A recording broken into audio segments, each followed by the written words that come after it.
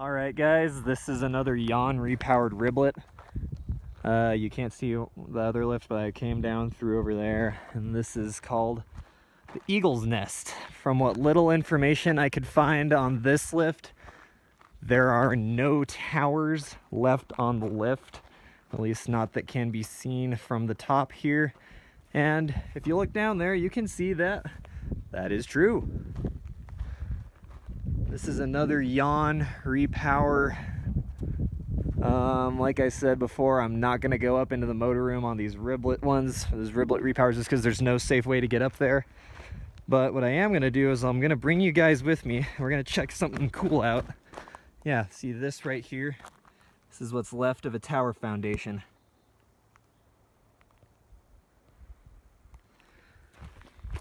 And down here are two very intact tower foundations, and then there's a third one in the distance.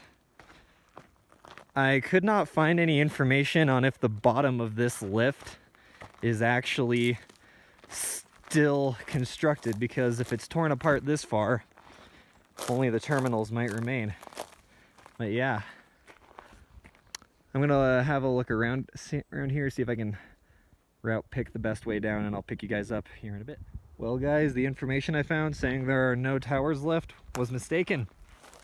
There is one tower left on this lift, and it is way the heck down there. You can see right here though how this would have been a span of towers coming up and over the edge of this cliff up to the top up there. Down there you can just barely see the tensioning unit. It's that right there. In my original plan, I was going to go down there, but just seeing how far down there that is, and I'm in an unfamiliar area, I don't know if I'm gonna go down there, but I might. Well, anyway, guys, when I've decided what the best course of action is, I will pick you guys up again. So guys, a little bit of a viewpoint change here. You're stuck looking at me. I decided not to go down to the bottom of this Eagle's Nest lift behind me, just because that all down there was like their advanced terrain, like the cliff area and stuff like that. Thank goodness for finding that trail map online. So what I'm gonna do instead is we're gonna go back to the bottom of Little Rabbit, like you guys saw in part 1. I don't know how many parts this video series is gonna be, but we're gonna go back to the bottom, or at least around the bottom of Little Rabbit. Gonna hang right, or I guess I should say skier's right. From my angle, that's gonna be left. And we're gonna go down to the bottom of the timber lift, and what was also their lift number 3 here at Iron Mountain. I cannot remember the name of that lift. I'll have to check the trail map. But yeah, I will pick you guys up again when we get to the bottom of timber, which is chair number 1, and then whatever the name of chair number 3 was. So anyway, guys, I will pick you back up when we get down there. I did find timber lift, but also look at this. This is a pretty well thought out system. I mean, from up there, that's Little Rabbit. You know, you could come down through here. The terrain's not too steep. It's not too flat. This looks like this was a really happening little intermediate ski area. I mean, I would have liked to ski here. I mean, I do want to ski here, you know, and check this place out, because it kind of reminds me of, you know, of growing up at a place like 49 Degrees North. Not too steep, not too flat, lots and lots and lots of intermediate terrain. Something for the whole family. Well, guys, I will pick you up, this time for sure, at the bottom of lift number 3 and timber. All right, guys, we made it to the bottom of timber lift here. Got the same super cool winch system I've never seen on an SLI before until here. But one thing to note that's different about this chair from Little Rabbit is that this one is a clockwise rotation. You can tell because you load on the left side of the tower. So the rope would come down, it'd go through that, spin around, and then come back down here, and you'd load, and you'd go up the lift. It's got the same system as Little Rabbit. The only thing really sketchy about this one compared to Little Rabbit is you can see there, the counterweight is still hanging, which to me that's kind of scary, because I mean, granted, counterweight ropes, you do definitely have to inspect them, but that's something that just I don't know, that doesn't really sit that well with me. Now, around here somewhere, I don't really know where, I did see it in the distance on my way down here. Oh, look at that little, that's a tower head. That's a tower head topper that goes on top of one of those towers. Supposedly around here is lift number 3, which I did find the name of it. It's called the Wildcat. And there it is. Wildcat Lift.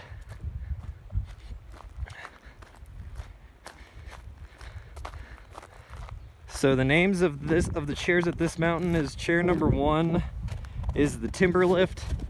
Chair number 2 is Little Rabbit.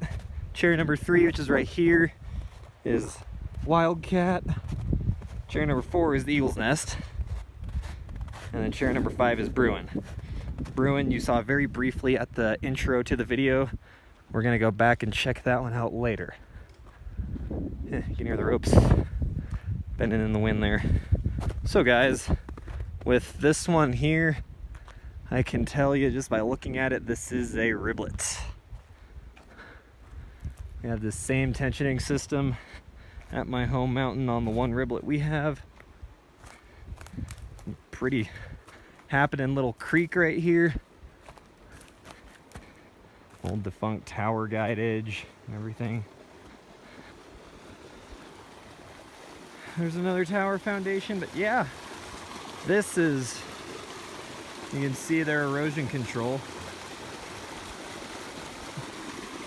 I actually see how well that's worked, because what it does is there's a little creek over there, it comes down through here and then it just keeps on going. And you can even see that it's held up remarkably well, even 25 years after the lift, well, just lift after the mountain first closed down, because here's the creek over here.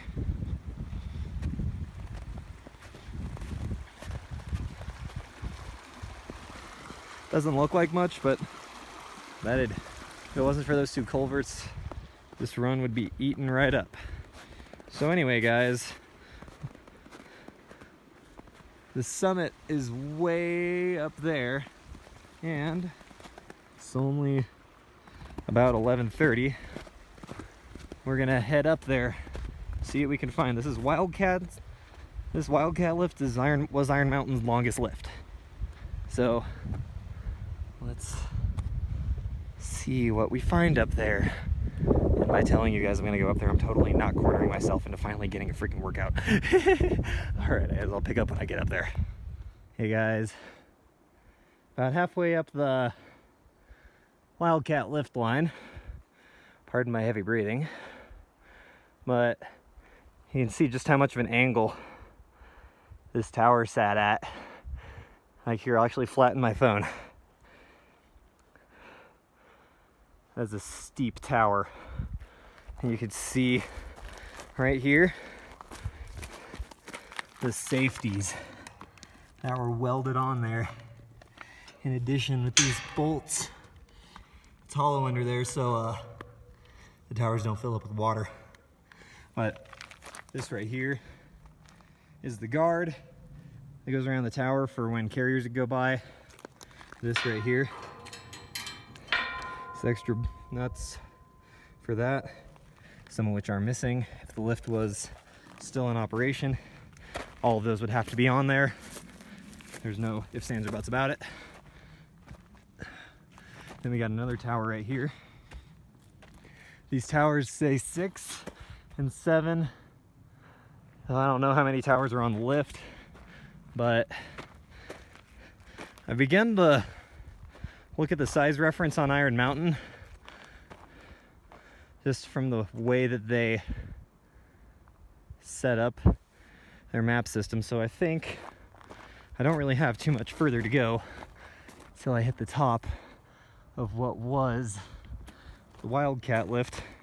Some of the towers have been removed, some have not. My guess is that the ones in hard to reach spots like that were not removed. I'm putting that based on that and based on the Eagle's Nest Lift. So I'm gonna quit yapping at you guys for now. I'm gonna head on up to the top and we'll catch you guys up there. Well guys, I was a bit mistaken. I think I got a little ways to go yet. I'll make it though. Well guys, standing at another tower foundation. It's covered these flats. You can, I don't know if my phone's picking up, but you can just barely see the top of that tower 7. Just way down there. And we're almost there. Can't read it because the phone's too fuzzy, but that is tower 21. So in between that tower and the last one you saw, there's a whopping 14 towers that got taken out. I didn't find all the foundations, but you can see one right there, and there's another one up there. Yeah, those two. But